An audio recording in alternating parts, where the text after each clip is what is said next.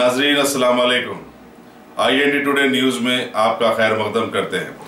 आइए देखते हैं ये तफसीलात। गुंडा नासिर को जाफर हुसैन मेराज की सख्त वार्निंग। मजलिस के नामपली MLA जाफर हुसैन मेराज ने रोडी शीटर्स को सख्त वार्निंग दी और कहा कि इस किस्म के गैर समाजी और गैर कानूनी हरकतों पर कानून के दायरे में रहकर सख्त कार्रवाई की जाएगी। पहली चीज़ तो मैं ये कहना चाहता हूँ कि हल्के असम्बली नामपल्ली कॉन्स्टिट्यूंसी में कोई राउडी शीटर पिछले 4 साल से एक्टिव नहीं है।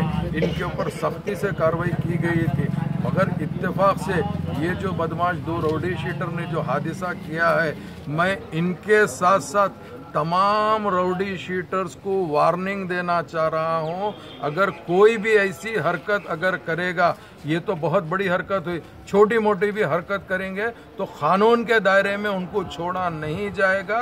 ये इन लोग के लिए मेरा खास मैसेज है, क्योंकि यही चीज़ मैंने असेंबली में खुद ठहर के बताया था और फिर एक बार कह रहा हूँ, तमाम राउडी शीटर्स होशियार हो जाइए, वरना आप लोग को यहाँ पर बहुत मुश्किल होगा। शुक्रिया।